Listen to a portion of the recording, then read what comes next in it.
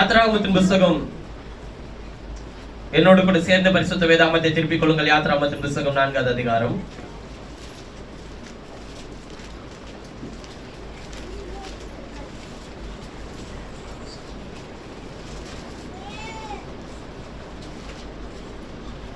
சரி, யாத்ராகமம் 3, 4 அல்ல 3,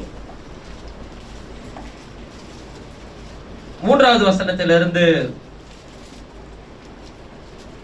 6வது வசனம் வரையிலும் யாராவது ஒருவர் வாசிக்கலாம். அப்பொழுது மோசே, இந்த முட்செடி வெந்து போகாதிருக்கிறது என்ன நான் கிட்ட போய் இந்த அற்புத காட்சியை பார்ப்பேன் என்றான். அவன் பார்க்கும்படி கிட்ட வருகிறதை கர்த்தர் கண்டார். முட்செடி நடுவிலிருந்து தேவன் அவனை நோக்கி, மோசே மோசே என்று கூப்பிட்டார். அவன் இதோ அடியேன் என்றான். அப்பொழுது அவர், இங்கே கிட்டி சேராயாக, உன் கால்களில் இருக்கிற பாதரட்சியை கழற்றி போடு. இங்கே கிட்டி சேராக உன் கால்களில் இருக்கிற பாதரட்சியை கழற்றி போடு. நீ நிற்கிற இடம் பரிசுத்த பூமி என்றார். நீ நிற்கிற இடம் பரிசுத்த பூமி என்றார். பின்னும் அவர், நான் ஆபிரகாமின் தேவனும் ஈசாக்கின் தேவனும் யாக்கோபின் தேவனுமாயும் தேவனுமாகிய உன் பிதாக்களுடைய தேவனாய் இருக்கிறேன் என்றார். மோசே தேவனை நோக்கி பார்க்க பயந்ததினால் தன் முகத்தை மூடிக்கொண்டான். போதும். யோசுவாவின் சரித்திர புத்தகம் 5வது அதிகாரம். யோசுவாவின் சரித்திர புத்தகம் 5வது அதிகாரம்.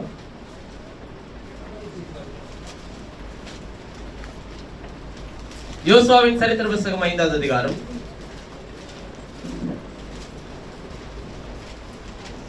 13 15 வசனங்கள் வரை யாராவது ஒரு வாசிக்கும். 13 15. பின்னும் யோசுவா எரிகோவின் வெளியிலிருந்து தன் கண்களை ஏறெடுத்து பார்க்கும்போது இதோ ஒருவர் அவனுக்கு எதிரே நின்றார். உருவின பட்டயம் அவர் கையில் இருந்தது. யோசுவா அவரிடத்தில் போய்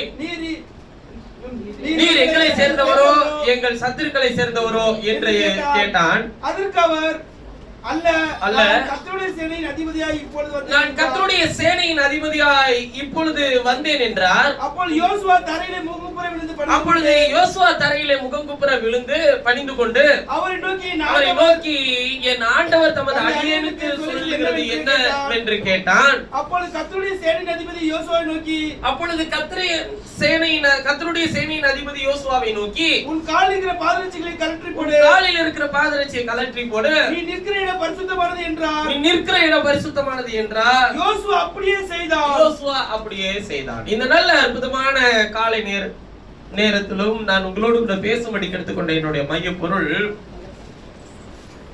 நீ உன் பாதரட்சியை அவிழ்த்து போட்டு பரிசுத்தமான இடத்தில் உன் கால்களை பதித்துக்கொள் என்கிற தலைப்பின் கீழ் இருந்து உங்களோடு கூட பேச விரும்புகிறேன்.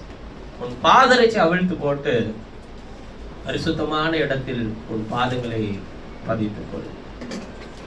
இந்த புதிய வருஷத்திலும் இந்த முதல் செய்தியை நான் உங்களோடு கூட பிரசங்கிக்கிறதில் நான் மிகுந்த சந்தோஷம் அடைகிறேன். பாதரட்சியை கழட்டி போடு. ரொம்ப சீக்கிரமா முடிச்சிடறேன். மோசேயின் இடத்தில் சொல்லும் போது கர்த்தர் ஊழியத்தினுடைய பாதையில் அவனை அழைக்கும் போது கர்த்தர் அவனை தரிசிக்கிறதுக்கான ஒரு சூழலை உருவாக்குகிறார். ஊழியம் என்பது எல்லாருக்கும் ஒரு மனிதனை கர்த்தர் தேர்ந்தெடுத்து ஒருவனுக்குள்ளே அழைப்பை வைத்து அவனுக்குள்ளே கர்த்தர் தம்முடைய வார்த்தையை வெளிப்படுத்துகிறதற்கேற்ற வசனத்தினுடைய வெளிச்சங்களை வைத்து அவனை வழி நடத்துகிறார். நான் ஏற்கனவே சொன்னது போல அழைப்பு என்பது சொப்பனம் தரிசனத்தை வைத்து உறுதி செய்ய முடியாத. அழைப்பு என்பது அவனுக்குள்ள ஒரு செய்தி வேண்டும்.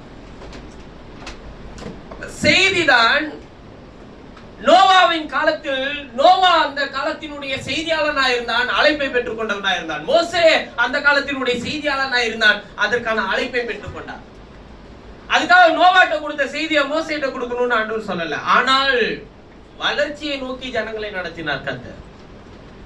பாருங்க, நோவாவின் காலம் வேறு, மோசையினுடைய காலம் வேறு. ஆனால் மோசையின் காலத்தை துவக்கி கர்த்தர் அற்புதங்களையும் அடையாளங்களை நிகழ்த்தி ஜனங்களை வழிநடத்தி வருகிற அற்புதமான வேலையை செய்து வந்திருக்கிறார். முதலில் மோசே போகும்போது வேண்டாம் என்று வெறுத்த ஜனங்கள், அதன் பிறகு செங்கடலை பிளந்த பிறகு கர்த்தர் ஒரு மகத்துவமான தீர்க்கதரிசியை வைத்திருக்கிறார் என்று முழு இதயத்தோடு நம்பினான், விசுவாசித்தான். கர்த்தர் கன்மலையிலிருந்து தண்ணீரை கொடுத்தார், கர்த்தர் தூதர்கள் சாப்பிடக்கூடிய மன்னாவை கொடுத்தார், கர்த்தர் இறைச்சியை கொடுத்தார், கர்த்தர் பாதரட்சி தேய்ந்து போகாதபடிக்கு வழி நடத்தினார். இயற்கைக்கு அப்பாற்பட்ட அதிசயங்களையும் அற்புதங்களையும் கர்த்தர் தம்முடைய தாசன் மூலமாய் நடத்தி காண்பித்தார். இப்ப இப்படி ஒரு ஊழியத்தை செய்த ஒரு மனுஷனை தொடர்ந்து அடுத்து இன்னொரு அந்த வேலையை தொடர்ந்து எடுத்துக்கணும்னா அது எவ்வளவு ஒரு சேலஞ்சா இருக்கும். அதாவது நம்ம போட்டிருக்கிற ஒரு ஷூ வந்து சின்ன பிள்ளையில இருந்து வளர்ந்துக்கிட்டே வருது, காலு ஷூ வந்து என்ன ஆயிட்டே இருக்குங்க, பெருசாயிட்டே இருக்கு. இப்ப ஒரு சின்ன பிள்ளைய கொண்டு வந்து இந்த ஷூவை போட்டு தான் நீ உங்க அப்பாவோட ஷூவை போட்டு தான் நீ நடக்கணும் அப்படின்னு சொல்லி சொன்னா அது ரொம்ப கஷ்டம் இல்லையா? ஆனா பிள்ளைங்க என்ன பண்ணுங்க, அதை போட்டுட்டு தான் நடக்குங்க. காரணம் அது அந்த ஷூக்கு உரிமையாளர். தேவன் மிகப்பெரிய ஒரு அடிச்சுவடை இங்கு வைத்து சென்றிருக்கிறார். அதெல்லாம் நடக்கிறதுக்கெல்லாம் நான் தகுதி இருக்கா இல்லையா அப்படின்றதெல்லாம் இல்ல, உங்களை தகுதிப்படுத்தி நிலைநிறுத்தினது கர்த்தர். இந்த நாள் வரையில் உங்களை நடத்துகிறது கர்த்தர். அவர் வைத்திருக்கிற அடிச்சுவடையில நடக்க வேண்டிய பொறுப்பும் கடமை உங்கள் மேலே என் மேலே இருக்கு. அப்ப அழைப்பு என்பது ஒரு நபருக்குள்ள இல்ல, அவனுக்குள்ள இருக்கிற செய்தி மூலமா எல்லாருக்குள்ளும் இருக்கிறது. பாருங்க, மோசே கர்த்தர் சந்தித்த போது எரிகிற முச்செடி நடுவில் கர்த்தர் அவனுக்கு தரிசனமானா. அப்படி தரிசனமாகும்போது சொல்றாரு, நீ நிக்கிற இடம் பரிசுத்த பூமி, உன் பாதரட்சி என்ன பண்ணுன்றாருங்க, கலட்டி போடு. ஏன் பிரதர் பாதரட்சி கலட்டி போட சொன்னாரு? அது பரிசுத்த பூமினாரு. அப்ப மத்த பூமி எல்லாம் பரிசுத்தம் இல்லாத பூமிகளா? உங்களுக்கு புரியும்படிக்கு ஒரு காரியத்தை சொல்லுகிறேன். மனிதன் செய்த பாவத்தின் நிமித்தம் கர்த்தர் எதை சபித்தார்? பூமியை சபித்தார். அப்ப சபிக்கப்பட்ட இந்த பூமியில் பரிசுத்தமாக்கப்பட்ட ஒரு இடம் ஒன்று இருக்கிறதா அப்படின்னா இல்ல. ஆனா அவரு சொல்றாரு, நீ நிக்கிற இடம் பரிசுத்த பூமி, உன் பாதரட்சியை கழட்டி போடுற. எப்படி பரிசுத்த பூமியா மாறிச்சு? அவர் அவனுக்கு தரிசனம் ஆகிறார். அதுக்காக மோசைக்கு தரிசனமான இடத்துல நம்ம போனாதான் கர்த்தர் நமக்கு எல்லா நன்மையும் தருவார் அப்படின்னு சொன்னாரா? அது எத்திரோவினுடைய ஆடுகளை மோசே மேய்த்து கொண்டு இருக்கிறார். வனாந்தரத்திலே கர்த்தர் அவனுக்கு தரிசனமானார். நம்முடைய ஜீவியத்தை நாம் வாழ்ந்து கொண்டு இருக்கும் போது கர்த்தர் ஒரு நாள் உங்களுக்கு தரிசனமானார் தம்முடைய வார்த்தையை கொண்டு. அப்பயே நம்ம எதை கழட்டி போட்டணுங்க? பாதரட்சி. ஏன் பாதரட்சியை கழட்டி போடணும்னு சொல்றேன்னா, பாதரட்சி என்றால் நாம் நம்முடைய பாதங்களுக்கு கொடுக்கிறதான ஒரு பாதுகாப்பாய் நாம் நினைக்கிறோம் இல்லையா? நம்ம ஒரு இடத்துக்கு வெளியே போனோம்னாலே முதல்ல எதை போட்டுக்கணும்? பாதரட்சி. அதை போட்டுக்கிட்டு தான் நம்ம எங்க போவோங்க, எங்கேயாச்சும் போவோம். அப்ப அது எதுக்கு பாதுகாப்புன்னு நம்ம நினைச்சுக்கிறோம்? நம்முடைய பாதங்களுக்கு பாதுகாப்பு. எதுவும் வந்து மீச்சிடக்கூடாது, எதுவும் வந்து குத்திடக்கூடாது அப்படின்றதுக்கு ஒரு பாதுகாப்பு நம்ம நினைச்சுக்கிறோம். ஆனால் நீங்கள் கிறிஸ்துவை சந்திக்க வந்த போதெல்லாம் அவர் முதலில் உங்களை பார்த்து என்ன சொல்வாருன்னா, முதல்ல உன் பாதரட்சி என்ன பண்ணிட்டுருவாருங்க, அதெல்லாம் கழட்டி போட்டு தான் பிரதர் மேல வந்து உட்கார்ந்து இருக்கிறேன். ஐயா, இந்த பாதரட்சியை சொல்லலையா, இந்த பாதரட்சியை கர்த்தர் சொல்லலையா? அவர் எந்த பாதரட்சியை சொல்றாருன்னா, இவ்வளவு நாள் நீ வைத்திருக்கிற வழி எல்லாத்தையும் முதல்ல கழட்டி போட்டுட்டு இப்ப என்கிட்ட ஒரு பாதரட்சி இருக்கு. அதான் என்னன்னா, உங்க பாதரட்சி எல்லாம் சேஃப்டி கிடையாது, அது தேங்கி போகும், அது பழசாகும், அது உங்களுக்கு கால் வலியை கூட உண்டாக்கும். ஆனா இவர் ஒரு பாதரட்சி வச்சிருக்கிறார், அதுதான் தேவன் நமக்கு வச்சிருக்கிறதான அடிச்சுவடு. இப்ப ஆண்டவர் சொல்றாரு, நீ என்னை சந்திச்சுன்னா உன் பாதரட்சியை கழட்டி போட்டுட்டு என் பாதரட்சியை உன் காலில தொடுத்துக்கன்ற. நம்ம அதை வாசிப்போமா? வாசிக்கலாம். எபேசியர்கள் நிருபம், எபேசியர்கள் நிருபம்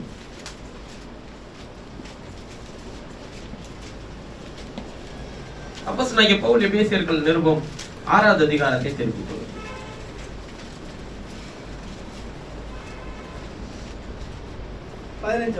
15வது வசனத்தை வாசி. சமாதானத்தின் சுவிசேஷத்திற்குரிய ஆயத்தம் எனும் பாதரட்சியை கால்களில் தொடுத்தவர்களாயும். இல்ல 13ல இருந்து வாசிங்களா பார்க்கலாம். ஆகையால் தீங்கு நாளிலே அவைகளை நீங்கள் எதிர்க்கவும். பாருங்க, தீங்கு நாளிலே அவைகளை நீங்கள் எதிர்க்கவும். ஒரு முதல் நாள் நல்ல நாள்னு சொல்றீங்களா? இல்ல முதல் நாள் நல்ல நாள்னு கிடையாது. அதுக்காக மீதி இருக்கிற 365 364 நாளும் நல்ல நாள் இல்லைன்னு அர்த்தம் கிடையாது. உங்களுக்கு எப்பொழுதெல்லாம் தீங்கு வருதோ, குறிப்பா எனக்கு தீங்கு வர்றதே 1ஆம் தேதி தான். எப்பெல்லாம் இந்த கூட்டத்தை கூட்டணும்னு நினைக்கிறேனோ அப்ப எங்கிட்ட இருந்துதான் பிரச்சனை முளைச்சி கிளம்பி வரும்னு தெரியாது. அது நேரா வந்து என் பாதத்துக்கு கீழே வந்து குத்துற மாதிரி இருக்கும். இப்ப நட பார்க்கலாம் அப்படின்ற மாதிரி இருக்கும். இங்க பாரு, நீ எங்கிட்டனாலும் குத்தியா, நான் அது மேலே ஏறி போயிட்டே இருப்பேன் அப்படின்ற விசுவாசத்துலதான் போயிடுவேன். பாருங்க, அவர் சொல்றாரு, தீங்கு நாளிலே நீங்கள் அவைகளை எதிர்க்கவும் சகலத்தையும் செய்து முடித்தவர்களாய் நிற்கவும். என்னவா? சகலத்தையும் சகலத்தையும் அவர் செய்து முடிப்பார் எழுதியிருக்கா, நீங்க செய்து முடித்தவர்களாய் நிற்கவும் எழுதியிருக்கா? சகலத்தையும் செய்து முடித்தவர்களாய் நாம் நிற்கவும் திராணி உள்ளவர்கள் ஆகும்படிக்கு தேவனுடைய சர்வாயுத வர்க்கத்தையும் எடுத்துக் கொள்ளுங்கள். சத்தியம் என்னும் கச்சை உங்கள் சத்தியம் என்னும் கச்சை, சத்தியம்னா வசனம் என்கிற கச்சையை முதல்ல எதுல கட்டிக்கோங்க? அறையில. ஏன் அறையில கட்டிக்கணும்? நான் பேண்ட் போட்டு வந்திருக்கிறேன்னு வச்சுக்கோங்க, அறைனா இடுப்பு. இதுல வந்து சத்தியம் என்னும் கச்சையை கட்டிக்கன்றார். கச்சைனா பெல்ட். இப்ப என் நிர்வாணமாகி அவலட்சணம் தோன்றாதபடிக்கு நான் என்ன பண்ணிக்கிறேங்க, கொஞ்சம் கச்சை கட்டிக்கிறேன், ஒரு பெல்ட் போட்டிருக்கிறேன். ஏன்னா என்ன அறியாம அது பாட்டுக்கு லூஸ் ஆயிடக்கூடாதுன்றதுக்காகவும் ஒரு சேஃப்டிக்காக பண்ணிருக்கேன். அப்ப நான் உடுத்துக்கிற வஸ்திரம் நம்முடைய நிர்வாணத்தை மறைக்க, அதை இன்னும் கொஞ்சம் உறுதியா பிடிச்சிக்கிறதுக்கு நாம கச்சையை எடுத்துக்கிறோம். அதுக்கு ஆண்டவர் சொல்றாரு, உன் நிர்வாணமாகிய அவலட்சணம் தோன்றாதபடிக்கு உன் பாவங்கள், அதாவது நிர்வாணம்னு ஆண்டவர் பார்வையில எப்படி சொல்லுவாருன்னு கேட்டீங்கன்னா, உங்களைய மனுஷங்க என்னன்னு சொல்றாங்க, நீ ஒரு பாவி, நீ ஒரு பலவீன, நீ ஒரு வியாதி உள்ளவன், நீ குறை உள்ளவன், நீ நீ நீ திராணி இல்லாதவன், நீ எதற்கும் உதவாதவன், உன்னிடத்தில் ஞானம் இல்லை, உன்னிடத்தில் பலன் இல்லை, உன்னிடத்தில் பொருளாதாரம் இல்லை, உன்னிடத்தில் படிப்பில்லை, எதெல்லாம் சொல்றானோ அவர் என்ன சொல்றாருன்னா, இதெல்லாத்தையும் நான் பார்க்கவே மாட்டேன், நீ ஏன்டவா சத்தியம் என்னும் கட்சியை நீ கட்டிக்க, உனக்கு ஒரு தகுதியை நான் தரேன், உனக்கு ஒரு அந்தஸ்தை தரேன், உனக்கு ஏன் ஞானத்தை கொடுக்கிறேன், உனக்கு என்னுடைய பலத்தை தரேன், உனக்கு என்னுடைய சுகத்தை தரேன், உனக்கு என்னுடைய ஆசீர்வாதத்தை தரேன். இதெல்லாம் உலகத்தின் இடத்துல இருந்து பெற மாட்டப்பா, என்கிட்ட இருந்து நீ பெற்றுக்கொள்வ. அதனாலதான் சொல்றாரு, உன் நிர்வாணமாகி அவலட்சணம் தோன்றாதபடிக்கு உடுத்துக்கொள்ள வெண்வஸ்திரத்தை வாங்கிக்கொள் சொல்லி 7வது சபையின் காலத்திலே கர்த்தர் பேசுவார். ஆனால் இங்கு சொல்லுகிறார், சத்தியம் என்னும் கட்சியை அறையிலே கட்டினவர்களாயும் நீதி என்னும் மார்க்கத்தை வசனம் இல்லைனாக்கா நிர்வாணம் தெரிஞ்சிருயா, பாவம் மன்னிக்கப்படாது. நிர்வாணனாலே பாவம்னு அர்த்தம். நீ என்னவானாலும் உலகம் இவ்வளவு நாள் அடையாளப்படுத்திருக்கலாம், ஆனா உனக்கு வசனத்தை கொடுத்து உன் நிர்வாணத்தை மறைச்சு உன் பாவத்தை மன்னிச்சது கர்த்தராகிய இயேசு. ஆமென். அதுக்கு அவர் ஆதாரமா கொடுத்தது கர்த்தருடைய வசனம், சத்தியம் என்னும் கச்சை. சத்தியமாவது என்ன? நான் சொன்னேன், வசனமே சத்தியம். அப்ப வசனம் இல்லைன்னா எது வந்துடும்? பாவம் வந்துடும். அதான் நான் சொல்றேன்னா, ஆராதனைய நீங்க செய்றீங்கன்னு வரக்கூடாது. ஆராதனை கர்த்தருக்குரியது, அதை செலுத்துறதுக்கு நீங்க வந்துதான் ஆகணும். விளங்குதுங்களா? ஆராதனை உங்களுக்குரியது இல்லைங்க, அது கர்த்தருக்குரியது. கர்த்தர் உங்களை பரிசுத்தமாக்கினார்னா ஆராதனை செலுத்திதான் ஆகும். பாருங்க, எகிப்தின் சாம்ராஜ்யத்தின் தலைகளாய் கவிழ்த்துப்பட்டதுக்கு ஒரே காரணம் தான், இந்த ஜனத்தை எனக்கு ஆராதனை செய்ய என்ன பண்ணு, அனுப்பிடு. உங்களை ஆராதனை செய்ய வைக்கிறதுக்காக எதையும் கவிழ்த்து போடுவார் ஆண்டவர். ஹல்லேலூயா. நீ எதெல்லாம் நம்பிட்டு இருக்கிறியோ அதெல்லாம் நீ கவிழ்த்து போட்டாதான் நீ வருவன்னு அவருக்கு தெரியும்னா அதையும் கூட கவிழ்த்து போட்டு உங்களை ஆராதனை கூட்டு வருவார். காரணம், நீங்க ஆராதிக்க வேண்டும் என்பதற்காக அவர் உங்களை தேர்ந்தெடுத்திருக்கிறார். ஆராதனை யாருக்குரியது? தேவனுக்குரியது, கர்த்தருக்குரியது. அதை செலுத்த வேண்டிய கடமை யாருக்குரியது? நமக்குரியது. அது எந்த ஊர்ல, எந்த நாள்ல, எந்த நேரத்துல செய்யணும்ன்றது முக்கியம் இல்ல. அங்கே கர்த்தர் உங்களை சந்திக்க வராரா? அவர் எங்கெல்லாம் சந்திப்பார் நீங்க நினைக்கிறீங்க? அவர் முச்சடி நடுவில் கூட சந்திப்பார். முள் என்றால் வேதத்தின்படி பார்த்தால் சாபம். சாபத்தினுடைய அடையாளம் தான் முள். கர்த்தர் பூமியை சபித்தார், பூமியானது முள்ளையும் குறுக்கை என்ன பண்ணினதுங்க? இப்ப கர்த்தர் அங்கெல்லாம் தரிசனமாக கூடாதுல்ல, ஆனா இவரை நீங்க எங்கேயுமே ப்ரெடிக்ட் பண்ணவே முடியாது. பாருங்க, எங்க அசுத்தம் இருக்கோ, எங்கெல்லாம் இவர் போக மாட்டாரு நம்ம நினைப்போமா, அங்கதான் அவர் தரிசனமாய் நின்றுட்டு இருப்பார். ஒரு முறை அவர் ஒரு எரிகோவினுடைய நகர் வீதியில நடந்து வரும்போது அவர் வருகிறார் என்கிற சத்தம் கேட்டபோது ஒரு சின்ன ஒரு குள்ளமான ஒரு மனுஷன் காட்டத்தி மரத்துல ஏறி அவன் அநியாய அக்கிரமம் மட்டும்தான் அந்த ஊர்ல பண்ணியிருக்கிறான். அநியாயமா வட்டிக்கு வாங்குறவன் கொடுக்கிறவன். ஆனால் அந்த மனுஷன் இவர் எப்படிப்பட்ட மனுஷனோ பார்க்கிறதுக்காக அவர் காட்டத்தி மரத்துல ஏறுகிறார். எத்தனையோ பரிசுத்தவான்கள் வீடு இருக்குன்னு வச்சுக்கோங்களேன். ஆனா இவரு பாருங்க வேணும்னு தான் அவர் செய்வாரு எப்போதுமே. நீ இறங்கி வா, எத்தனை பேர் பார்க்கணும்னு நின்றுட்டு இருக்கிறான். அவனெல்லாம் பார்க்கல. எவ்வளவு ஒருத்தர் காட்டத்தி மரத்துல அவன் அநியாய அக்கிரமம் செய்யறவன் மனுஷங்களுடைய பார்வையில அவனுக்கு அப்படி தோணுது. அந்த தேவன் என்ன பண்றாருன்னா அந்த மரத்து பக்கத்துல போய் நீ இறங்கி வா, நான் ஓ வீட்டுல நான் தங்க போறேன்.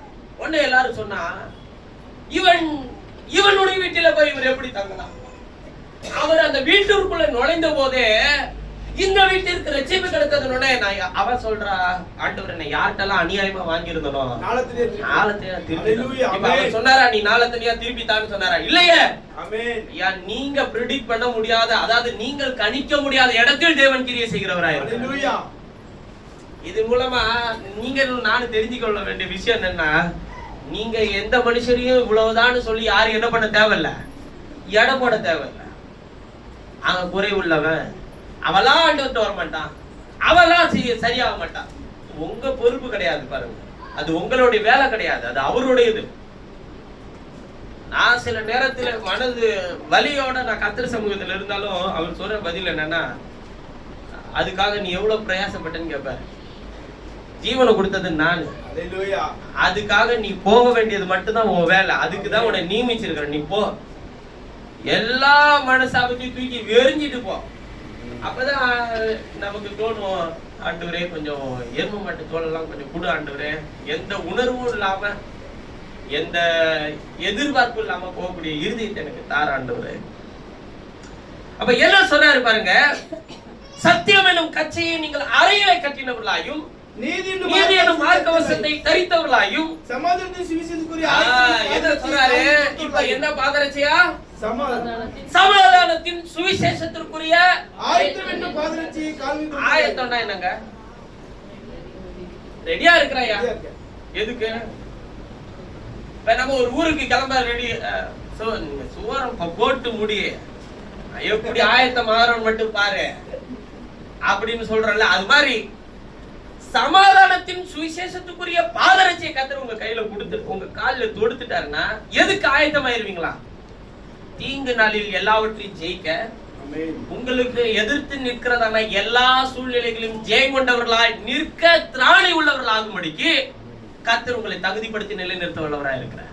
எனக்கெல்லாம் தகுதி இல்லை பிரதர், எனக்கெல்லாம் இதெல்லாம் எதிர்த்து நிற்கக்கூடிய தகுதி இல்லை பிரதர். உன்னை தகுதிப்படுத்தி திராணி உள்ளவனாய் மாற்றினது கர்த்தர். இருக்கிற எல்லாருடைய வாழ்க்கையிலும் தனிப்பட்ட விதத்தில் அவர்களுடைய நிலையை நான் பார்த்து இருக்கிறேன். இந்த 10 வருஷத்துக்கு யாரையுமே அதுல இருந்து குறைஞ்சிட்டாங்கன்னு சொல்ல மாட்டேன். கர்த்தர் அதுல இருந்து என்ன பண்ணதான் வச்சிருக்கிறாருங்க, வளரதாங்க வச்சிருக்கிறாரு. வார்த்தையில், நன்மையில், விசுவாசத்தில், அன்பில் பெருக செய்கிறவர் நம்முடைய தேவன். குறிப்பா வேதம் தெளிவாய் சொல்லுகிறது, உன்னை சந்திக்கிற கர்த்தர் சந்திக்கிற நாளில் உன் பாதரட்சியை கழட்டி போட்டுட்டு, பெரிய ஷூ தான் ஆண்டவருடைய ஷூ. நம்ம கால் விட்டாலாம் அவர் ஷூக்குள்ள என்ன பண்ண முடியாதுங்க, போக முடியாதுதான். நம்ம ஆண்டவர் ஆயிட முடியுமாங்க? நம்ம சொல்லுவோம்ல, சின்ன பிள்ளைய பார்த்து, உங்க அப்பா செருப்பை போட்டு நடக்கிறவனுக்கெல்லாம் ஏதாச்சும் தடுக்கிட்டு கீழே விழுந்துட்டா என்னடா பண்றேன்னு சொல்லுவோம்ல. ஆனா நம்ம ஆண்டவர் என்ன பண்றாருன்னா, அப்பா நான் எந்த ஷூவை கழட்டி போட்டுருக்கணும் அந்த ஷூவை போட்டுட்டு தான் நீ நடக்கணும். அதெல்லாம் என்னால முடியுமா அப்படின்னு நீங்க நினைப்பீங்க. அவரு சொல்றாரு, நீ அதான் நடந்தா அவனுக்கு வேற வழி இல்ல. தடிக்கு விழுந்துட்டா தடிக்கு உழவ வேண்டியா நீ அதான் போட்டுக்கணும். நான் சொல்றது உங்களுக்கு புரியலன்னு நினைக்கிறேன். நீங்க அவரை போல நடக்கணும், அவரை போல விட்டு கொடுக்கணும், அவரை போல அன்பு செலுத்தணும், அவரை போல மன்னிக்கணும். உங்களால முடியுமா? என்னால முடியுமா? நிச்சயமா முடியாது. ஆனா அவரு சொல்றாரு, இத நீ போட்டுக்கிட்டு தான் நீ நடந்தாகணும். விழுந்துட்டா என்ன மூக்கு உடையும், அப்புறம் எதிர்த்து பேண்டேஜ் போட்டு மறுபடியும் என்ன பண்ண, மறுபடியும் அதே ஷூவை தான் நீ போட்டுட்டு நடக்கணும். வேற வழி இல்ல. வேற யார் பிரதர் உங்க ஷூ ஏதாச்சும் போட்டுக்கலாமா? அதெல்லாம் போட முடியாது. நானே ஒரு ஷூ தாங்க போட்டுட்டு இருக்கிறேன். நானே சில நேரத்தில் கீழே விழுந்து மூக்கு உடைஞ்சு நெத்தியெல்லாம் தேஞ்சு எப்படி விழுந்தாலும் பிறண்டாலும் தலை அடிபட்டாலும் என்ன பண்ணிதான் ஆகணும், எந்திரிச்சு மறுபடியும் அதே ஷூவை போட்டுட்டு தான் என்ன பண்ணி ஆகணுங்க. நடந்தாகும். வேற வழி கிடையாது. உங்களுக்கு ஒண்ணு எனக்கு ஒண்ணெல்லாம் கிடையாது. இத்தனை நம்பர் ஷூ எனக்கு என் காலுக்கு தகுந்த மாதிரி கத்தர் ஏதாச்சும் பிரச்சனை அனுமதிப்பாரா? அப்படிலாம் இல்ல. அந்த ஷூவை மாட்டினா அவருக்கு தகுந்த மாதிரி தான் பிரச்சனை அனுமதிப்பாரு. ஏன்னா அந்த ஷூல அவர் இருக்கிறார் உங்களோட. ஹல்லேலூயா. ஏன்னா மோசையை அழைக்கும் போது அவன் சொல்றான், ஐயா நான் திக்கு வாய் மந்தனாவு, நான் போனவெல்லாம் கேட்க மாட்டேன், ஏற்கனவே அங்க ஒருத்தவனை கொண்டுட்டு தான் வந்திருக்கிறேன் நானு. ஆனா அவனை தான் அழைச்சு எங்க இருந்து நீ பயந்து ஓடியாதே நீ அங்க போன்னுவார். நீ யார் மூஞ்சில முழிக்க கூடாதுன்னு நீ நினைக்கிறியோ உன்னை கர்த்தர் கொண்டு போய் அவன் மூஞ்சில தான் நிப்பாட்ட வைப்பார். காரணம் நீ போட்டிருக்கிறது அவரு ஷூ.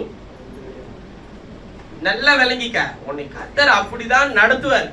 ஏன்னா நான் அது மாதிரி நிறைய அது செருப்படின்வாங்க, செருப்படி இல்ல ஷூ அடி. அது நான் பல முறை சொல்றது, நல்லா கூட ஆண்டவரே அப்பயாச்சும் எனக்கு உணர்வு வருதான்னு தெரியும் ஆண்டவரே. நீ எங்க போய் நிக்க கூடாது, என்ன பேசிட்டு ஆண்டவரே அப்படி நினைப்பேன். அடுத்த வாரம் உங்களை வந்து நிக்க வைப்பாரு பாருங்க. இப்ப நீ என்ன பண்ணுவேன்னு பாக்குறதுக்கு. நல்லா இருக்கீங்களா பிரதர்ன்னு கேட்கணும்.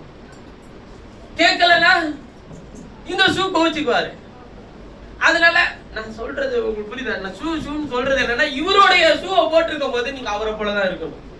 அதெல்லாம் நல்லா நடிக்க தெரியாது பிரதர், ஷூவை கழட்டி போட்டு போயிரு. அவரு சொல்ற உன் பாதரட்சியை கழட்டி போட்டு என் பாதரட்சியை உனக்கு கொடுத்துருக்கிறேன், அதை கழட்டவும் முடியாது பாத்துக்கோங்க. உப்பிரிக்க வேணா விழுவீங்களே தவிர ஷூவும் போகாது, உங்களையும் போக விட மாட்டாரு. நடந்துதான் ஆகணும். தத்தக்கா பதக்கானாலும் என்ன பண்ணிதான் ஆகணுங்க, நடந்துதான் ஆகணும். வேற வழி கிடையாது. ஒரே வழிதான். ஏன் இதே பாதைக்கே கூட்டிட்டு போயிட்டு இதே பாதையிலே கூட்டிட்டு வர்றாரு அதெல்லாம் நமக்கு தெரியாது. அவர் எது பாதையில கூட்டிட்டு வர்றாரு போங்க, அதுல வாங்க, அவ்வளவுதான். தேவன் நியமித்திருக்கிற பாதையில் சந்தோஷமாய் கூட மகிழ்ச்சியா இருக்கு. ஏன்னா அதுக்கான நிற்க திராணி உள்ளவர்களாய் மாற்றினது கர்த்தர். அப்ப எந்த சூழ்நிலையை பார்த்து என்ன பண்ணக்கூடாதுங்க, பயப்படக்கூடாது, பதட்டமாக கூடாது, எந்த சூழ்நிலையை பார்த்து கலங்க கூடாது. நீங்களும் மனுஷனா பிரதர்? நிச்சயமா மனுஷன் தான். அதனால கலக்கம்லாம் இருக்கும், கவலையெல்லாம் இருக்கும். நான் போட்டிருக்கிற ஷூல அங்க அப்பாவோட அற்புதமான பாதத்தின் சோடுகளை நீங்க பார்க்கும்போது, ஐயா எனக்கு ஒண்ணு இல்லையா, நீர் இருக்கிறீரா, மரண இருளுக்குள்ள கூட நான் போக ரெடியா, நீர் இருக்கிறீரா, முத்தடினாலும் அங்க நான் வர ரெடியா. அந்த பரிசுத்த பூமி எதுன்னு நீங்க பார்த்து கொஞ்சம் சொல்லுங்க. நாங்க அங்க வார வாரம் வந்து ஏதாச்சும் தரிசிட்டு போறோம். அந்த பரிசுத்த பூமி அற்புதமாய் உங்களை சந்திக்கிற அற்புதமான வேதத்தின் மகத்துவம். இதுக்கு நிகரான ஒரு பரிசுத்த பூமியை நீ எங்கேயுமே பார்க்க முடியாதையா. உன் பாதத்தை கர்த்தருடைய வார்த்தையில பதித்துக்கொள். உன்னை ஒவ்வொரு நாளும் உன்னை சந்திக்கிற ஒரே இடம் கர்த்தருடைய வேதம் மாத்திரம் தான். நீ எப்பேற்பட்ட சூழ்நிலையில இருந்தாலும், எப்பேற்பட்ட நெருக்கடியில இருந்தாலும், நான் தகுதி இல்லை நீ சொல்லும் போதெல்லாம் நீ வேதத்தின் இடத்துல வா. அவர் சொல்றாரு, உனக்கு தகுதி இல்லை நீ அவன் சொன்னான், அவன் முன்னாடி அவன் நாவிலே சொல்லுவான், உனக்கு எப்படிப்பட்ட ஞானம் எப்படி வந்துச்சு? காரணம் கர்த்தர் கொடுத்தது. பிள்ளைங்களா படிக்கிறதுக்கெல்லாம் போட்டு போராடுறீங்க. நான் சொல்ற ஒரே ஒரு விஷயம், கர்த்தர் கொடுத்த ஞானத்தை பிள்ளைங்களுக்கு கொடுங்க. கர்த்தாவே உம்முடைய ஞானம் வேணும்னு சொல்லுங்க. அவனை கர்த்தர் ஒரு விசேஷித்த ஒரு துறையில் அவனை விசேஷித்த ஞானத்தினால் அவனை நிரப்பவர் வல்லவராக இருக்கிறார். இதெல்லாம் போய் நாங்க இங்க படிச்சுட்டா வந்தோம். தேவன் அந்த ஞானத்தை கொடுத்தார், தேவன் அந்த பலத்தை கொடுத்தார், தேவன் அந்த அழைப்பை கொடுத்தார், அவ்வளவுதான். அப்ப தேவன் உங்களுக்கு கொடுத்திருக்கிற அடிச்சுவடு என்பது எல்லாருக்கும் ஒரே மாதிரி இருக்காது. எனக்கு போட்டிருக்கிற அதே ரூட்ல தான் நீங்களும் வரணும்னா அது முடியாது. பந்தய சாலையில் எல்லாரும் ஓடுவார்கள், பந்தய பொருளை ஒருத்தன் தான் பெறுவான் இந்த உலகத்தில். ஆனால் தேவன் விசுவாசத்தை துவக்கினவரும் முடிக்கிறவருமா இருக்கிறார். நல்ல போராட்டத்தை போராடினேன், ஓட்டத்தை முடித்தேன், விசுவாசத்தை காத்துக்கொண்டேன். இது முதல் எனக்காக நீதியின் கிரீடம் வைக்கப்பட்டிருக்கிறது. எனக்காக மாத்திரமல்ல, அவருடைய பிரசன்னமாகுதலை விரும்புகிற யாவருக்கும். ஆமென். இந்த பந்தய பொருள் ஒரு ஆளுக்கு கிடையாது, எல்லாருக்கும். ஹல்லேலூயா. விரும்புகிற யாவருக்கும், ஓடுகிற யாவருக்கும். ஓடுறதுன்னா உங்க பலத்தால ஓட முடியாது இந்த பந்தய சாலையில எல்லாம். அதான் சொல்றாரு, ஏன் ஷூ போட்டுட்டு தான் ஏன் ஓடணும், உன் ஷூவெல்லாம் கழட்டிடு. இல்ல எனக்கு இது கொஞ்சம் கம்ஃபர்டபுளா இருக்கான்ட்டு, நான் இந்த மாதிரி கேரக்டர் தான், நான் இந்த மாதிரி குணாதிசயம் தான். என் குணாதிசயத்தெல்லாம் யாராலையும் என்ன பண்ண முடியாது, மாத்தல முடியாது. ஷூ பெருசாயா, சைஸ் 16வது நம்பரு, வேற வழி கிடையாது. அந்த மாதிரி சைஸ் காலை நீங்க எங்கேயுமே பார்க்க முடியாது. இவரு போட்டு நடப்பாரு. ஐயா இயேசுவோட ஷூ சைஸ் என்னன்னு தெரியுமா உங்களுக்கு? 9. அன்பு, சந்தோஷம், சமாதானம், நீடிய பொறுமை, தயவு, சாந்த, நற்குணம், விசுவாசம், இச்சை அடக்கம், இது எல்லாத்தையும் உள்ள வச்சிருக்கிறாரு இவருக்குள்ள. அந்த 9ஆம் நம்பர் ஷூ போட்டு நடக்கணும்னா உங்களுக்கு அந்த பலன் வேணுமா இல்லையா? அதனால இத்தனை விஷயங்களையும் நீங்கள் உள்ளே ஏற்றுக்கொண்டு மனுஷனாய் நாம் செயல்படுத்தி காட்ட முடியும்னா முடியாது. அது தேவ ஆவியினாலதான் முடியும். அதனாலதான் அவர் சொல்றாரு பாருங்க, மோசேயின் கையில் இருந்த ஊழியம் யோசுவாவின் கைக்கு மாறின போது அவன் எரிகோவை ஜெயம் கொள்ளுகிற சூழ்நிலைக்குள்ளே தள்ளப்படுகிறான். அப்போது கர்த்தர் அவனுக்கு தரிசனமாகி, நான் கர்த்தருடைய சேனைகளில் இருந்து வருகிறேன்னு சொல்றார். சொல்லிட்டு சொல்றாரு, யோசுவா 5ஆம் அதிகாரத்துல வாசிச்சீங்களா? அதை மட்டும் படிப்போம், நான் முடிச்சிடறேன். யோசுவா 5:15 வசனத்தை வாசிங்க. அப்பொழுது கர்த்தருடைய சேனையின் அதிபதி யோசுவாவை நோக்கி, கர்த்தருடைய சேனையின் அதிபதி, அதாவது யுத்தத்துல நீங்க ரெடினா அவர் முன்னாடி வந்துருவார். உங்களை திராணி உள்ளவர்களா மாத்திட்டாருன்னா அவர் வந்துருவார். உங்களை தகுதி உள்ளவரா மாத்திட்டாருன்னா அவர் வந்துருவாராங்க. அப்ப கர்த்தருடைய சேனையின் அதிபதியாய் இப்பொழுது வந்தேன் என்றார். அப்பொழுது யோசுவா தரையில முகங்குப்புற விழுந்து பணிந்து கொண்டு அவரை நோக்கி, என் ஆண்டவர் தமது அடியானுக்கு சொல்லுகிறது என்னவென்று கேட்டான். அப்போது கர்த்தருடைய சேனையின் அதிபதி யோசுவாவை நோக்கி, உன் கால்களில் இருக்கிற பாதரட்சைகளை கழற்றி போடு, வாசிங்க. நீ நிற்கிற இடம் பரிசுத்தமானது என்றார். நீ நிற்கிற இடம் பரிசுத்தமானது என்றார். யோசுவா அப்படியே செய்தார். நீங்க உங்க வாழ்க்கையில எந்த சூழ்நிலைகள் வந்தாலும் நாம நிக்கிற இடம் பரிசுத்தமான வார்த்தையின்படி நம்ம செய்யறோமா அப்படின்றத காலை கொஞ்சம் தூக்கி பார்த்துக்க வேண்டியது அவசியம். துன்மார்க்கருடைய ஆலோசனைகள் பாவியோட வழியில, பரியாசக்கார உட்கார்ற இடத்துல, கர்த்தருடைய வேதத்தில் இரவும் பகலும் தியானமா இருக்கிற மனுஷன் பாக்கியவான். அப்படின்னா வேதத்தை எடுத்து வச்சுட்டு இப்ப வேலைக்கெல்லாம் போகாம உட்காந்து தியானமா இருக்கிற மனுஷன் பாக்கியவான்னு அர்த்தமா? இல்ல. வசனம் என்னுடைய தியானமா இராதிருந்தால் நான் துக்கத்தில் அழிந்து போயிருப்பேன் தாவீது சொல்றார். வசனத்தை தியானிக்கும் போது என் இருதயம் எனக்குள்ளே அனல் கொண்டு எழுந்ததுன்ற, அது நாள் முழுவதும் என் தியானம் சொல்ற. எப்படி? கேட்கிற வசனத்தை உள்வாங்கி நாள்தோறும் நாம் அதிலே நடக்கிறோமா இல்லையா என்பதை சீர்தூக்கி பார்க்கிறதாங்க தியானமே. தியானம்னா கண்ணை மூடி உட்கார்றது இல்லையா, நாம நடக்கிறோமா இல்லையான்றதை பாக்குறதா தியானம். இங்க தியானத்துக்கும் அர்த்தத்தை மாத்தி வச்சுட்டு போயிருக்கிறாங்க. கண்ணை மூடி உட்கார்ந்து தியானிச்சு யோசிச்சு எழுதுறதுதான் தியானம். இல்ல, நாள் முழுவதும் அது என் தியானம். நாம அவருடைய வசனத்தை எவ்வளவு கேட்கிறோமோ அவ்வளவு வாய் நம்முடைய இருதயத்தில் பதித்து கொண்டாதான் நம்ம அதன்படி நடக்க முடியும். இல்லனா நம்மளால என்ன பண்ண முடியாதுங்க, நடக்க முடியாது.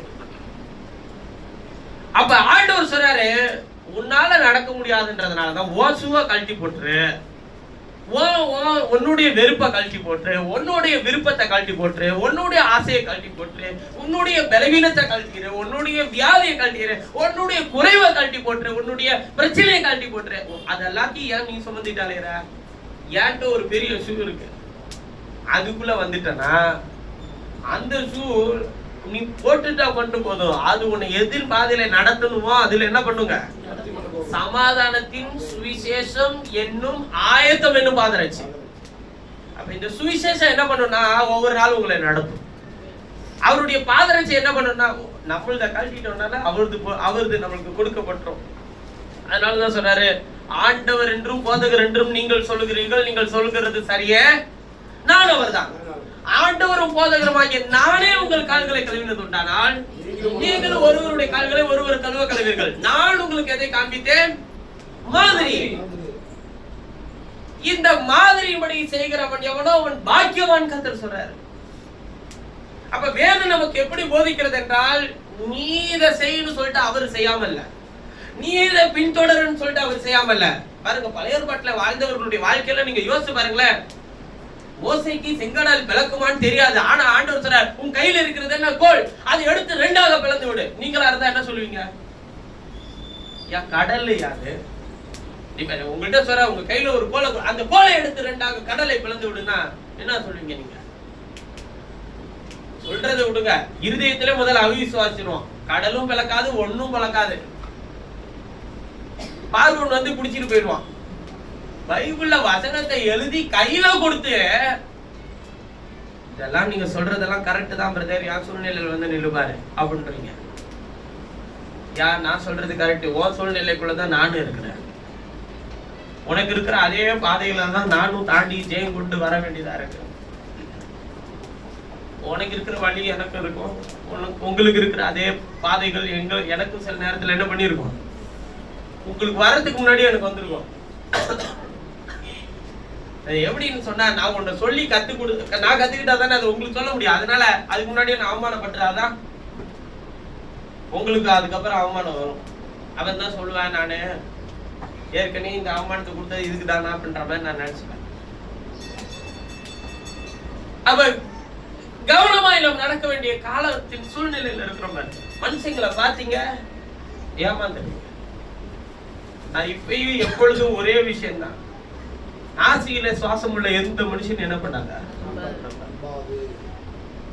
ஏன்னா அவன் உன்னோட கடைசி வரை வரமாட்டான், அவன் உனக்கு ஜீவனை தரமாட்டான். ஆனா நாசியில சுவாசம் உள்ள மனுஷங்களை தான் உங்களுக்கு உறவுகளா தந்திருப்பாரு. நம்ம தானே சொல்ற அதே வேதம் தான் என்ன சொல்றதுங்க, நீ உன்னை நேசிக்கிறது போல யாரையும் நேசி, பிறனை நேசி. ஏன் ஆண்டவர் இப்படி ஒரு அடி அங்கிட்டு இங்கிட்டு ஒரு அடி கொடுக்குறாருன்னு நீங்க நினைக்கிறீங்க? அவர் மாம்சத்துல வெளிப்பட்டதுனால அவர் எல்லாத்தையும் மாதிரியை செய்து காண்பித்தார். ஆண்டவர் ஊழியத்துக்கு வந்துட்டாருன்றதுனால குடும்பத்தை கவனிக்காம இல்லைங்க, நீங்க நல்லா கவனிச்சுக்கோங்க. ஒரு முறை இயேசுவின் தாயாகிய மரியாளும் அவருடைய சகோதரர்களும் அவரை பார்க்க வராங்க. அப்ப சீஷர்கள் இயேசுவை பார்த்து சொல்றாங்க, ஆண்டவரே உன்னுடைய வீட்டார், உன்னுடைய தாயார், உன்னுடைய சகோதரர்கள் உன்னை தேடி வந்திருக்கிறாங்க. பாஸ்டரோட வீட்டாருன்னா கொஞ்சம் என்ன இருக்குங்க, எல்லாருக்கும் வீட்டுல இருந்து வந்திருக்கிறாங்க. அவர் அற்புதங்களே செய்திட்டு இருக்கிறார், அவங்க வந்துட்டு இருக்கிறாங்க. எங்க வீட்டுல இருக்கவங்களும் வராங்கன்னு என்னை பாக்குறதுக்கு நான் ஊழியம் செஞ்சிருக்கு, திடீர்னு எனக்கு சர்ப்ரைஸ் கொடுக்கணும் வராங்கன்னு வச்சுக்கோங்களேன். இயேசு சொல்றார், யார் எனக்கு தாய், யார் எனக்கு சகோதரன், என் வசனத்தின்படி கேட்டு அதன்படி நடக்கிற நீங்களே எனக்கு தாயும் தகப்பனும் சகோதரன் சகோதரியுமா இருக்கிறீர்கள். வந்த தாய் என்ன சொல்லுவாங்க, வந்த சகோதரன் என்ன சொல்லுவாங்க, உனக்கு கூட பிறந்த நான் தான், இவெல்லாம் உனக்கு எவ்வளவு நாள் வரான்னு பாப்பண்டா. ஆனா அவர் கரெக்டா தாங்க சொல்லி இருக்கிறாங்க, நீ இவர்கள் முக்கியஸ்தர்கள் என்று நீ நினைக்காத, வசனத்தை கேட்டு அதன்படி செய்கிறவனை எனக்கு தாயும் தகப்பனும் சகோதரனும் சகோதரியுமா இருக்கிறாங்க. நீங்க எனக்கு பிரதரை தெரியும், இல்ல வந்து இந்த நபரை தெரியும், இவரோட நான் நேரடியா பேசுவேன், நீங்க சொல்றதெல்லாம் ஒரு பொருட்டே கிடையாது பாருங்க. அப்படிதான் அன்னைக்கு இயேசுவோட இருக்கிறவங்க எல்லாம் இயேசுவோடு நெருக்கமா இருக்கணும்னு முயற்சி செய்தாங்க. ஆனா கர்த்தர் சொன்னாரு, என்னோட நெருக்கமா இருக்கணும்னா என் பக்கத்துல இருந்து என் கையை பிடிச்சிக்கிட்டே நடக்கணும்னு அவசியம் இல்லையா, என் வசனத்தை கேட்டு அதுபடி செய்தா போதும், நான் உனக்கு நெருக்கமா இருக்கிறேன். அதாவது யாரு இப்ப நீங்க எனக்கு நெருக்கமா இருக்கிறீங்களான்றது முக்கியம் இல்ல, நான் உங்களுக்கு நெருக்கமா இருக்கிறேன்னான்றதான் முக்கியம். நீங்க என்ன ஏத்துக்கிட்டீங்களான்றது முக்கியம் இல்ல, நான் உங்களை ஏத்துக்கிட்டேன்றதான் முக்கியம். அப்படின்னு நான் சொல்ல ஆண்டவர் சொல்றாரு, நான் உங்களை எப்ப ஏத்துக்கிட்டேன், நீ அதெல்லாத்தையும் விட்டு அசுத்தமானதை விட்டு உன் பாதரட்சை கழட்டி போட்டு என் பாதரட்சை நீ தொடுக்க போது மோசையோடு கர்த்தர் இருந்தார். அப்போது யோசுவாவின் இடத்துல சொன்னார், மோசையோடு இருந்தது போல உன்னோடு இருப்பேன். ஆண்டவர் நமக்கு சொல்றாரு, உன் பாதரட்சை கழட்டிட்டேன்னா என்னுடைய சுவிசேஷத்தை நீ தரிச்சுக்கிட்டனா, என்னுடைய சமாதானத்தின் ஆயத்தம் என்ன சுவிசேஷத்தை நீ தரிச்சுக்கிட்டனா உன்னோட எப்போதும் இருப்பேன். எரிகோவா ஒண்ணு பொருட்டு இல்ல, சாபத்திரான ஆயிப்பட்டனமா ஒண்ணு பிரச்சனை இல்ல, மீதியானியர்களா ஒண்ணு இல்ல, பெலிஸ்தியர்களா ஒண்ணு இல்ல. காரணம் எல்லாவற்றையும் ஜெயம் கொள்ளக்கூடிய திராணியும் தகுதியும் பலத்தையும் கர்த்தருடைய வார்த்தை உங்களுக்கு தந்திருக்கிறது. எரிகோ என்றால் கோட்டை, பெரிய மதில் சுவர். அது படிப்பா அறிவா திறமையா எதனாலும் வச்சுக்க, எல்லாத்தையும் தகர்த்துருவார். இந்த ஷூ போட்டு நீங்க நடந்து பாருங்க, உங்களுக்கு முன்னாடி இருக்கிற எல்லா கோட்டையும் தவிடுபடி ஆக்கி போட்டுருவாரு. சாபத்தீடான எதையும் எடுத்துட்டு வராதெல்லாம் எடுத்துட்டு வராதீங்க. உங்களுக்கு முன்பாக பலசாலியும் ஒருத்தனும் கிடையாது, பெரியவனும் ஒருத்தனும் கிடையாது. காரணம் நீங்க போட்டிருக்கிற ஷூ அப்படிப்பட்டவருடைய ஷூ, அப்படிப்பட்டவருடைய சுவிசேஷத்தை அணிந்திருக்கிறீர்கள். போகும்போது வேற யாருடைய செருப்பையாச்சும் மாட்டி போட்டு போயிடாது. தேவன் நமக்கு கொடுத்திருக்கிற அற்புதமான சுவிசேஷத்தை நம்ம என்ன பண்ணணுங்க, தரிச்சுட்டு போகணும். ஒருத்தர் பார்த்தா சந்தோஷத்தை பகிர்ந்து கொள்ளும். அன்பை பகிர்ந்து கொள்ளுங்கள், சமாதானத்தை பகிர்ந்து கொள்ளுங்கள். ஒண்ணு அள்ளி ரத்தத்தெல்லாம் கொடுக்க சொல்ல நான். நல்லா இருக்கியா, சாப்பிட்டியா, இல்ல நல்லா இருக்கியா, உனக்கு ஜோம் பண்றேன். வேற ஒண்ணு நீங்க அள்ளி கொடுத்துட்டு போக தேவையில்லைங்க. திரும்பவும் நான் சொல்றேன், இங்க இப்படிப்பட்ட எண்ணங்களோடு வாங்க. இங்க உங்களுக்குள்ள 1000 வெறுப்புகள், குடும்ப ரீதியா பிரச்சனைகள் இதெல்லாம் இருக்கட்டும். அது எல்லாத்தையும் எங்கே கழட்டி விட்டுறணும்? உங்க வீட்டுல இருந்து கிளம்பும்போது அங்கே கழட்டி விட்டுட்டு வாங்க. மறுபடியும் போகும்போது, வீட்டுக்குள்ள போகும்போது அது எல்லாத்தையும் என்ன பண்ணிக்கோங்க, போட்டுக்கிட்டு கூட உள்ள போகும். இல்ல போகும்போது அங்க நாய் எடுத்துட்டு போயிருக்கோம். ஏன்னா இங்க கேட்கிற செய்தி, அங்க நாய் அனுப்பி கத்துறது செருப்பை கவிட்டு போக வச்சிருப்பாரு. செருப்பை விட்டுட்டு வந்துருங்க, இங்க கொண்டு வர. ஏன்னா நம்ம எல்லாரும் நித்திய ஜீவனுக்கு என்று கத்த தேர்ந்தெடுத்திருக்கிறாரு ஐயா. இங்க யார் சீனியர் யார் ஜூனியர்ன்றதெல்லாம் பிரச்சனையே கிடையாது. இங்க எல்லாருமே நித்திய வசனத்துக்கு என்று தேர்ந்தெடுக்கப்பட்டவர்கள், நித்திய வசனத்திற்கென்று வேறு பிரிக்கப்பட்டவர்கள், நித்திய வசனத்தின் வெளிச்சத்துக்கென்று வேறு பிரிக்கப்பட்டவர்கள். இந்த புது வருஷத்தில் தேவன் தம்முடைய சுவிசேஷத்தை உங்களுக்கு அடிச்சுவடாக வைத்து உங்களை வழிநடத்த விரும்புகிறார். அவர் நான் என் பாதரட்சியை தரேன்றார். நீங்க போட்டுக்க விருப்பம்னா போட்டுக்கோங்க. பாதரட்சியை போட்டிருக்கிற வரையிலும் உன்னோட வாழ்க்கையில கர்த்தர் செய்யற நன்மையை ருசி பார்க்க முடியாது. அவர் பாதரட்சியை போட்டுக்க எரிகவும் கவிழ்ந்து விழும். ஆயி பட்டணத்தையும் நீ ஜெயம் கொள்ள முடியும். நீதியாளர்கள் அவனே வெட்டிட்டு செத்து போயிடுவான். அப்புறம் பெலிசியர்கள் உனக்கு முன்பாக முறியடிந்து ஓடி போவார்கள். நீங்க யார்? நீங்க பாருங்களேன், யோசுவாவோட ஊழியத்துல மோசையோட ஊழியத்தை ரெண்டுத்தையும் வச்சுக்கோங்களேன். யாருடைய ஊழியம் அற்புதங்களும் அடையாளங்கள் நிறைந்தது நீங்க நினைக்கிறீங்க? மோசையோட ஊழியம் தானே. நான் சொல்றேன், யோசுவாவின் ஊழியம் தான் வெளியேற பெற்ற அற்புதங்கள் அடையாளங்கள் நடந்துச்சு. எப்படி நான் சொல்றேன்னா, மனிதனுடைய கண்களால் பார்க்கக்கூடிய அற்புதங்கள் அடையாளங்கள் மோசையின் ஊழியத்தில் நடந்தது. ஆனால் யோசுவாவின் ஊழியத்தில் மனுஷனுடைய கண்களால் பார்க்க முடியாத அற்புதம் நடந்துச்சு. என்னன்னு கேட்டா, இவன் யுத்தமே பண்ணாம ஜெயம் எடுத்துட்டே இருந்தாங்க. 7 நாள் சுத்தி வந்து எரியோ கோட்டையை பிடிச்சானா இல்லையா? பிடிச்சிட்டான்ல. ஆயி பட்டணத்துல போய் சொல்றாரு, நீ ஒண்ணு எடுத்துட்டு மட்டும் வராதையா, நீ உள்ள போ, அவனை எல்லாத்தையும் கத்தர் உன் கையில ஒப்பு கொடுக்குறேன்றார். ஆனா அதுல இருக்கிற செழிப்பானதை எடுத்துட்டு இருந்தா நம்ம வச்சு இன்னும் ஏதாச்சும் ஒரு ஆசை வருது இல்லையா? இல்ல. உனக்கு உலகத்தில் செழிப்பு என்பதை விட தேவன் தருகிற செழிப்பு உனக்கு நிரந்தரமானது. அதை ஒருத்தனும் ஒன்றை இருந்து வாங்கிக்க முடியாது. என்னுடைய வாழ்க்கையில நான் அனுபவிச்ச இந்த 30 வருஷத்துல நான் கற்றுக்கொண்ட ஒரு பாடத்திலே ஒன்றை உங்களுக்கு சொல்லித்தர விரும்புகிறேன். கர்த்தர் அதை என்னுடைய இருதயத்துல சொல்லும்படிக்கு ஏவுகிறதுனால சொல்லுகிறேன். உலகத்துல ஒரு பழமொழி இருக்கு. என்னன்னு கேட்டா, எண்ணெயை தேய்ச்சிட்டு உருண்டாலும் ஒட்டுறதான் ஒட்டணும். உலகத்துல என்ன சொல்லுவாங்க? பழமொழி சொல்லுவாங்க. கர்த்தருடைய பிள்ளைகளை அதை விசுவாசிக்க கூடாது. நீ எண்ணெயும் தேக்க தேவையில்ல, உருளவும் தேவையில்ல. அந்த பழமொழிக்கு உங்களுக்கு என்ன வராது, உங்களுக்கும் அந்த பழமொழிக்கும் சம்மதம் கிடையாது. ஏன்னா இவரு சொல்றாரு, ஒருத்தவனை வெறுமையா அழைக்கும் போது சொல்றாரு, உன்னை அநேக ஜாதிகளுக்கு தகப்பனார். அவன்கிட்ட ஒரு பிள்ளையும் கூட கிடையாது. ஆனா அவரு சொல்லுவாரு, உன்னை அநேக ஜாதிகளுக்கு தகப்பனார். ஜாதிகள்னா தேசங்களுக்கு தகப்பனார். உங்களுக்கு ஒரு நியாயம் வேணும்ல. அதாவது இது இருக்கணும், அதுல கொஞ்சம் முன்னேறி போகணும், நியாயம் வேணும். நம்மள்ட்ட இதை தட்டிட்டு அங்கிட்டு ஒரு பெரிய கட்டணமா கட்டணும்னா இது இருக்கணும், கட்டலாம். சரி ரைட்டு, கட்டலாம்னு சொல்லலாம். ஆனா அவர் சொல்வாரு, அவனை ஊர்ல இருந்து கூட்டிட்டு போய் எந்த ஊருக்கு கூட்டிட்டு போறாருன்னு அவனுக்கே தெரியாது. ஆனா அவனை அழைக்கும் போது சொல்றாரு, உன்னை அநேக ஜாதிகளுக்கு தரப்பினாங்க. உன்னை ஆசீர்வதிக்கிறவன் ஆசீர்வதிக்கிறவன், உன்னை சபிக்கிறவனை சபிப்பேன். நீங்க ஒண்ணும் பேசக்கூடாது, அமைதியா சரி ஆண்டவரே விசுவாசிக்கிறேன்னு போயிட்டே தான் இருக்கணும். இப்ப ஒட்டுறதான் ஒட்டுலாம் சொல்ற டயலாக்லாம் எங்கே கழட்டி விட்டுறணும்? வெளில கழட்டிடணும். இதுல நான் கத்துக்கிட்ட இன்னொரு விஷயத்த உங்களுக்கு சொல்றேன் பாருங்களேன். சில விஷயங்கள் இது எனக்கு இருந்தா நல்லா இருக்கும் அப்படின்ற மாதிரி ஒவ்வொரு மனுஷனுக்கும் ஒவ்வொரு விருப்பங்கள் ஆசைகள் இருக்கும்ல. இப்ப இந்த போன் இருந்தா நல்லா இருக்கும், பிரதர் கையில இருக்கிற போன் ஏன்ட்ட இருந்தா நல்லா இருக்கும் அப்படின்ற மாதிரி உங்களுக்கு தோணலாம். கேட்டு கூட வாங்கி, ஒண்ணும் பிரச்சனை இல்லை, தோணலாம். ஆனா இது உங்களுக்கு வேணும்னா எப்படி ஆகிலும் கர்த்தர் உங்களுக்கு தருவார். அது நீங்க விருப்பப்பட்டாலும் சரி, விருப்பப்படலனாலும் சரி, அது உங்களுக்கு தேவைன்னா அது உங்களுக்கு தருவார். அதே நேரம் கர்த்தர் அது தேவையில்லைன்னு முடிவு பண்ணிட்டாருன்னு வச்சுக்கோங்க, நீங்க புரண்டவனாலும் சரி, எண்ணெய் தேய்ச்சாலும் சரி, ஒன்னும் ஒட்டாது, ஒரு மண்ணு ஒட்டாது. எண்ணெய் தேய்ச்சா ஒட்டணும்ல. இவர் என்ன பண்ணுவாருன்னா, நீ எண்ணெய் தேய்ச்சி உருண்டுறியா, நீ உருளு, ஒண்ணு ஒட்டிச்சுன்னா என் பேரை மாத்தி வச்சுக்கிறேன்னு. உருண்டைதான் மிச்சம், என்ன தேய்ச்ச என்னதான் வேஸ்ட். என்ன தேய்ச்சா ஒட்டணும்ல, நீ தேவ பிள்ளையா இருக்கிறதுனால ஒண்ணுமே ஒட்டாது. இத அனுபவிச்சு சொல்றேன்.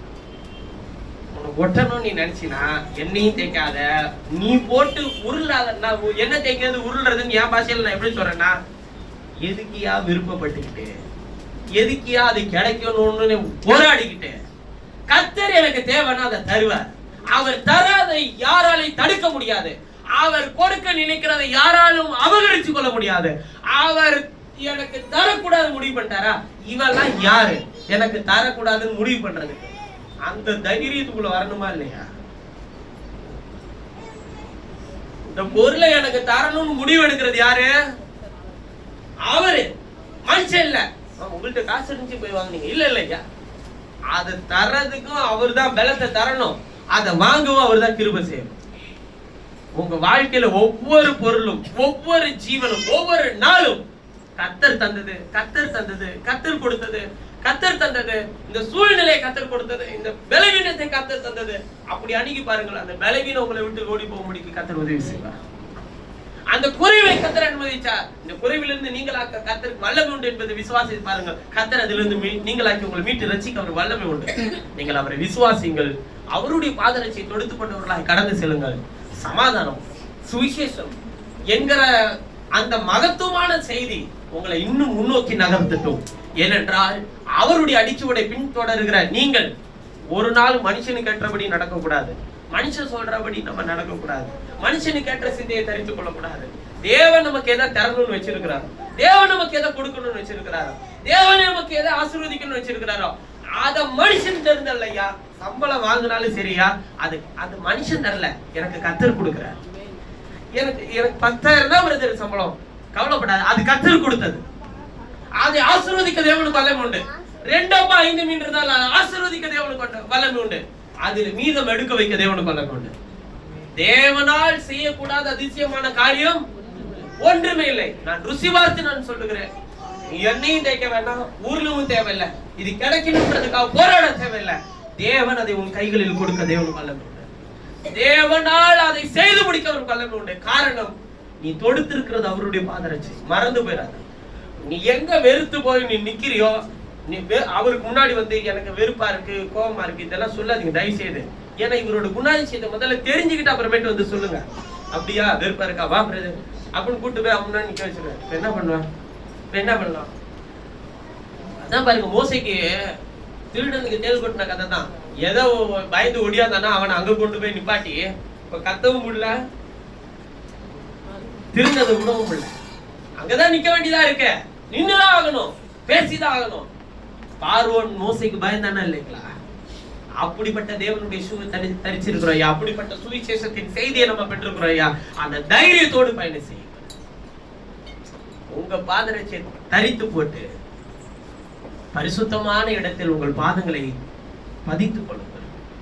அது ஒரு நாளும் கைவிடாது, அது ஒரு நாளும் சறுக்காது, அது ஒரு நாளும் உங்களை வெட்கப்படுத்தாது. கர்த்தர் உங்களை எல்லாரையும் ஆசீர்வதித்து வழி நடத்துவார். யாரும் ஜெபம் எங்கள் நேசிக்கிற எங்கள் பரலோக பிதாவே, நீர் கொடுத்த அந்த நல்ல மதியான வேலைக்காக நன்றி. உம்முடைய கிருபை, உம்முடைய இரக்கம்